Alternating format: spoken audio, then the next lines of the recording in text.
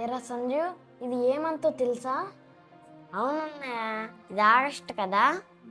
ఈ month special ఏంటో తెలుసా? ఈ మంత్ ఇండిపెండెన్స్ డే ఉంది.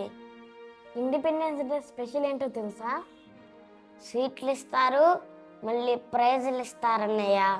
ఇండిపెండెన్స్ డే అంటే ఈ స్వీట్లు ప్రైజులు కాదు.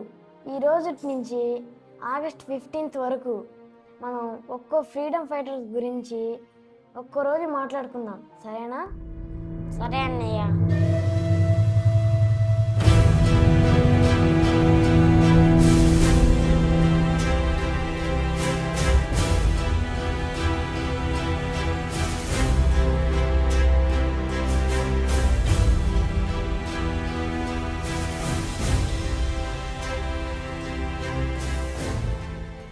హాయ్ ఫ్రెండ్స్, ఈరోజు మనం చాలా స్వేచ్ఛగా మనకు నచ్చినట్లు బతుకుతున్నాం కదా. కానీ కొన్ని రోజుల క్రితం ఇలాంటి పరిస్థితులు లేవు.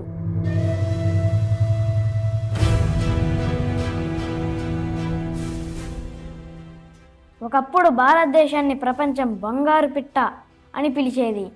ఎందుకంటే ఇక్కడ బంగారం, వజ్రాలు, ముత్యాలు మాత్రమే కాదు, ప్రపంచంలోనే అత్యుత్తమమైన పత్తి వస్త్రాలు, పట్టు చీరలు, సుగంధ ద్రవ్యాలు, ఔషధ మూలికలు, గొప్ప వ్యవసాయ సంపద, అద్భుతమైన కళలు, విజ్ఞానం, సంస్కృతి ఉండేవి. ప్రపంచం నలువైపుల నుంచి వ్యాపారులు భారతదేశానికి వచ్చేవారు. అయితే వారిలో ఒక సంస్థ పేరు బ్రిటిష్ ఈస్ట్ ఇండియా కంపెనీ. మొదట వారు వినయంగా వ్యాపారం చేయడానికి అనుమతి కోరారు. భారత రాజులు కూడా అతిథులుగా భావించి వారికి అవకాశం ఇచ్చారు. కానీ కాలం గడిచే కొద్దీ వారి అసలు ఉద్దేశం వ్యాపారం మాత్రమే కాదని బయటపడింది. మన సంపదను చూసి ఆశపడ్డారు. వారు క్రమంగా మన రాజ్యాలపై కన్నేశారు. వ్యాపారం అనే తలుపు గుండా వచ్చి పాలన అనే సింహాసనంపై కూర్చోవాలని వారు నిర్ణయించుకున్నారు.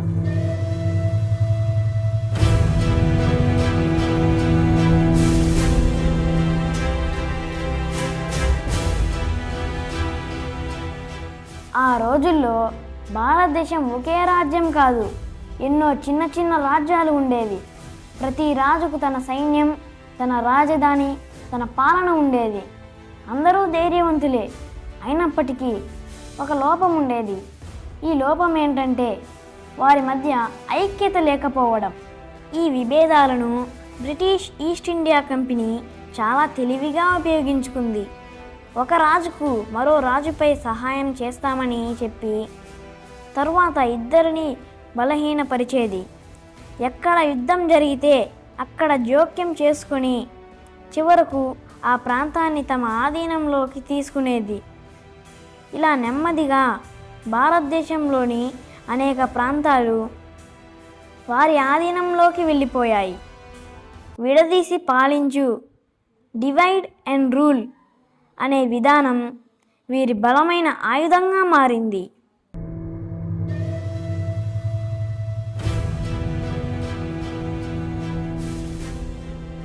బ్రిటిష్ పాలనతో ప్రజల జీవితం కష్టమైంది.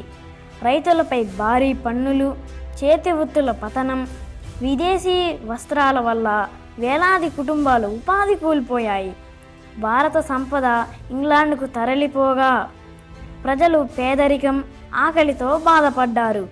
ప్రతి మనసులో ఒకే ప్రశ్న, ఇంకెంతకాలం?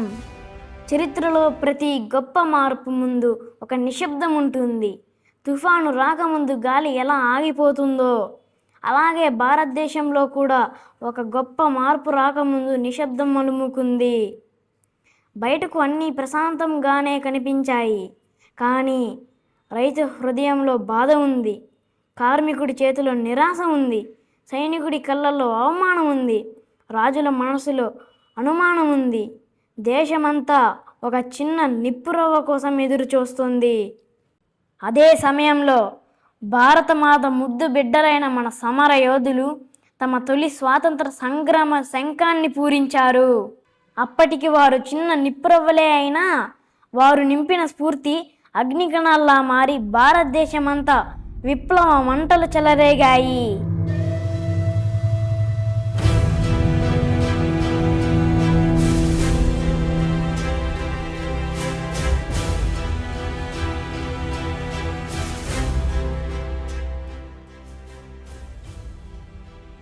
స్వాతంత్ర్యం ఇది మనకు ఎవరో బహుమతిగా ఇవ్వలేదు.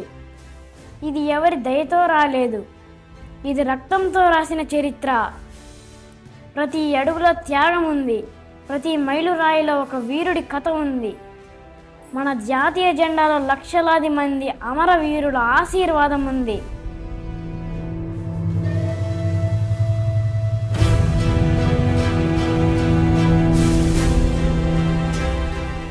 ఈరోజు మనం మన ఇండియన్ ఫ్లాగ్ని ఎంతో గర్వంగా ఎగరేస్తున్నాం.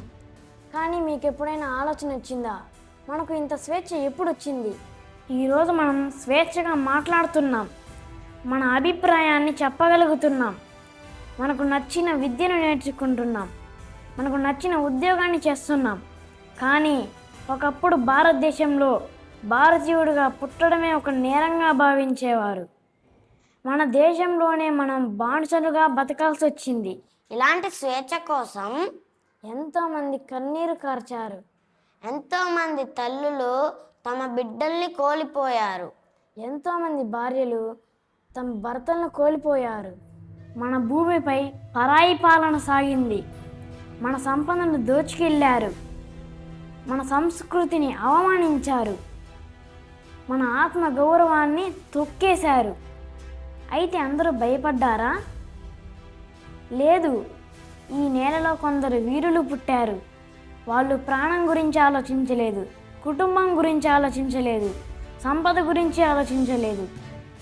వాళ్ళకు ఒకటే కల, భారతదేశానికి స్వాతంత్రం కావాలి. ఇది కేవలం ఒక యూట్యూబ్ వీడియో మాత్రమే కాదు. మన ఫ్రీడమ్ ఫైటర్స్కు మనం ఇచ్చే గౌరవం, చరిత్రలో ఏం జరిగిందో తెలుసుకోవడమే మన ప్రయత్నం. ఈ సిరీస్లో ప్రతి ఎపిసోడ్ ముగిసే సమయానికి మీ కళ్ళల్లో నీళ్లుంటాయి. మీ గుండెల్లో గర్వం ఉంటుంది.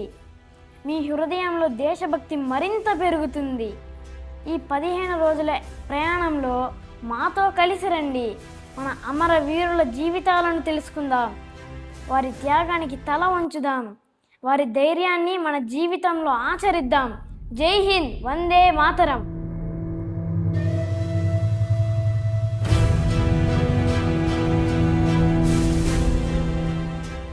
అలాంటి సమర సింహాల గురించే మనం ఈ 15 రోజులు స్మరించుకోబోతున్నాం.